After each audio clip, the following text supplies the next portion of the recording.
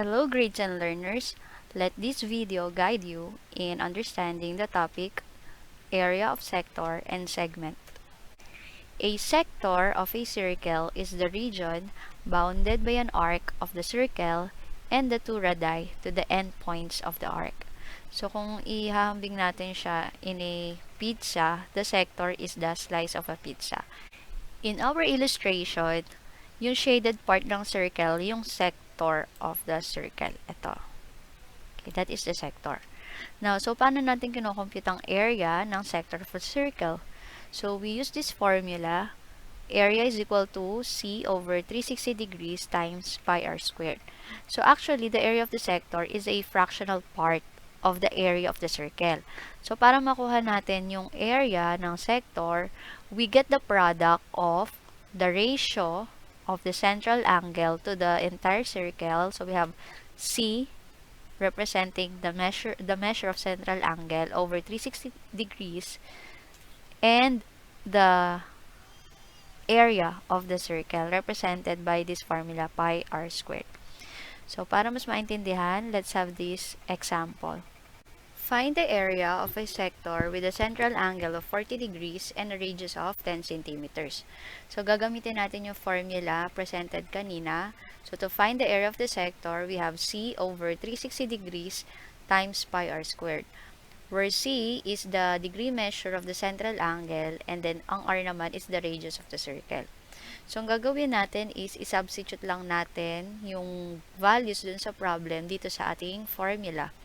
So, the measure of the central angle sa given natin ay 40 degrees. So, we have here 40 degrees divided by or over 360 degrees times pi times ang r natin is 10 or the radius is 10. So, we have 10 squared. So, computing these values, the area of the sector is approximately equal to 34.91 square centimeters. So, yung answer natin, ni-round off natin to the nearest hundreds. And kapag ka nagsusulat tayo ng answer ng area, huwag natin kakalimutan ang unit of measurement natin. So, in this case, we have squared centimeters.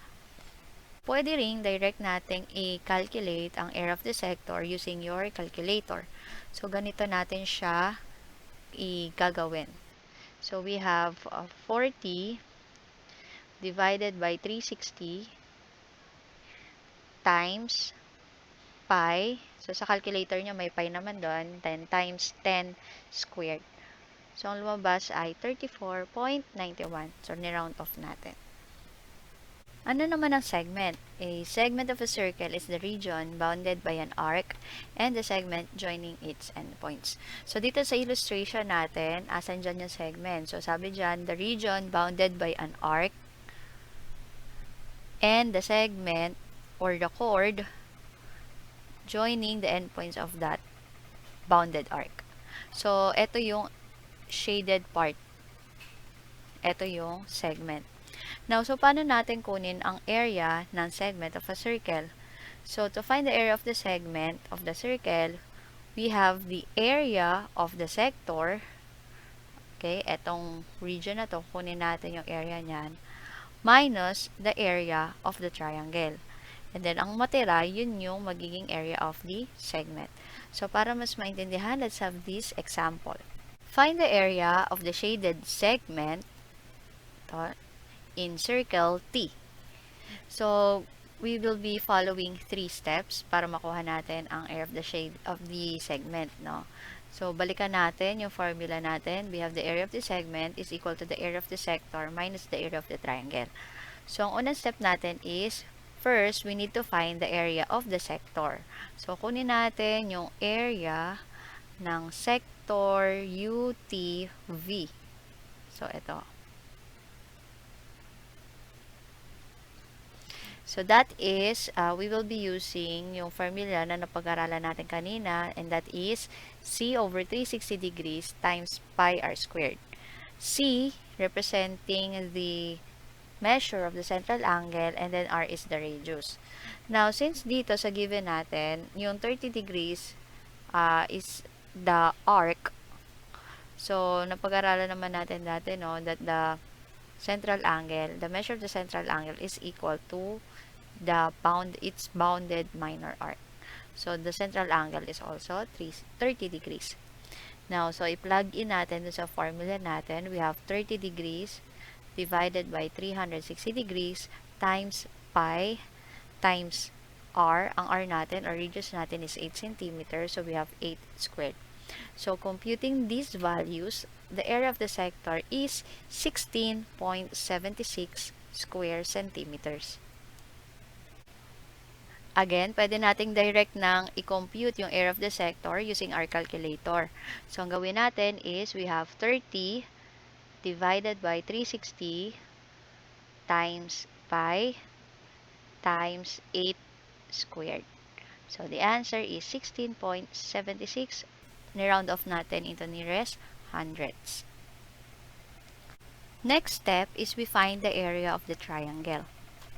So, to find the area of the triangle, ito naman yung formula na gagamitin natin. So, we have 1/2 r squared sine c, where r is the radius and c is the degree measure of the central angle. So, i-plug in na natin yung values ng r or ng radius natin ng circle T. We have 8 centimeters. Pati na rin yung central angle natin, which is 30 degrees. So, we have 1/2 times 8 squared times sine 30. So, the measure of the triangle is 16 square centimeters. Again, pwede rin natin direct na i-compute using our calculator.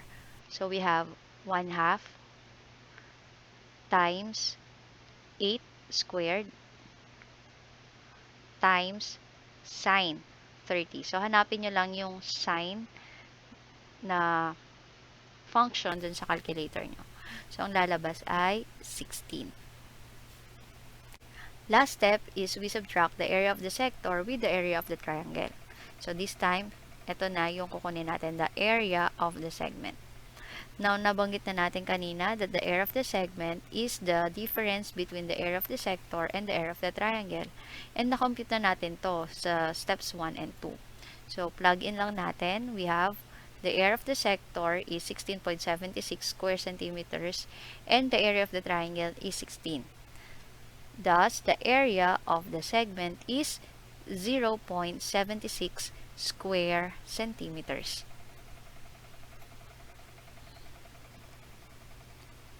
Happy learning!